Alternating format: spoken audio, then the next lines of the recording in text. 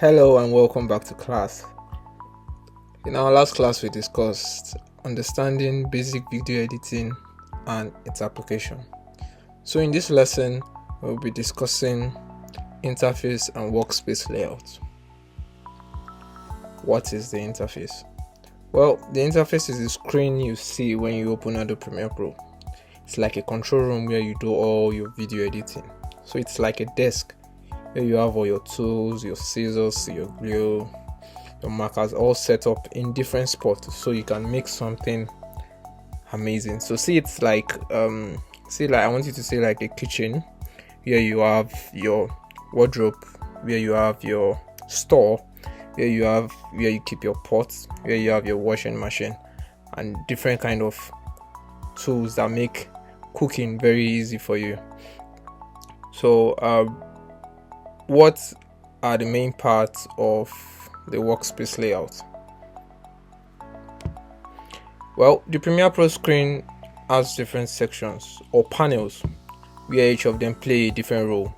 They have different jobs that they perform, and in this lesson we'll be going through the different panels that are very essential for video editing.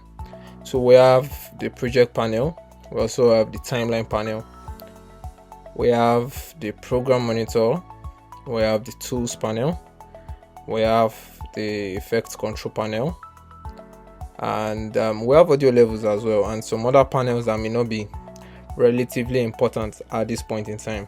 But as you move from beginner to intermediate, you get to understand more panels, and if you keep using Premiere, you understand why each panel plays a different role.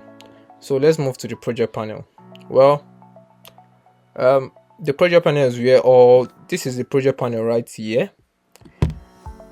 The project panel is where all your videos and footages and pictures and audio is. So see it as a library where you keep all your materials before you use them for a project. That's it. It's that simple. So to the timeline panel. Well, the timeline panel, this is where you put all your videos together piece by piece. It's a long strip where you can arrange clips in the order you want and have fun in the process. So I want you to imagine it see it like a drawing board where you get to sketch out all your ideas, your vision for a particular project. Then we move to the program monitor. Well, program monitor is where you view everything that you're planning to do. This is where you see your vision, this is where you see your ideas, this is where you can watch what your video looks like while you are working on it. So I want you to see like a mini TV that shows you what you do as you edit, and you can see your changes in real time, so you do not need to wait. As you start editing, you start to see things that you are editing. Then the tool workspace. Well, the tool workspace is this tiny rectangular bar right here. This is where you have all your tools needed. Like I said earlier, you are in a kitchen, so this is basically where you get your tools. We have the selection tool, we have the razor tool, and most of these tools you may not need more than 3 or 4 at the end of the day, but you need to effectively know how all these tools work. And in subsequent lessons, I'll be taking you through each and every one of them. So we also have the pen tool here, we have the rectangular tool, we have the hand tool here, and we have the text tool. So it varies on the project, and that's what determines the tools you use. So in that light, we would be considering the effects control panel. Well, in the effects control panel, this is where you control and add effects. You also add parameters. I'll be explaining that. You also add text on the screen. Then you do a little bit of color editing. This is where you change or you move. This is more like the engine room, and it makes it very easy for you to edit and move videos. Let's say, for example, you see this video right here. If I would like to move it to the left or to the right, so I come over to the effects control panel and make those changes. So I toggle my position either to the left or to the right. I left click, hold and drag either to the left or to the right, depending on what suits my vision. So I can also toggle up and down depending on what I would like to achieve. Then you can scale as well.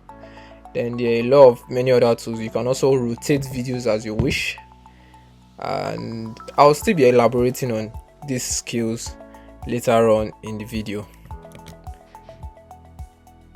You can also toggle your opacity on, so you just need to feel free and do not be scared or skeptical about using any tool. You can always use the Ctrl Z button if you find yourself lost.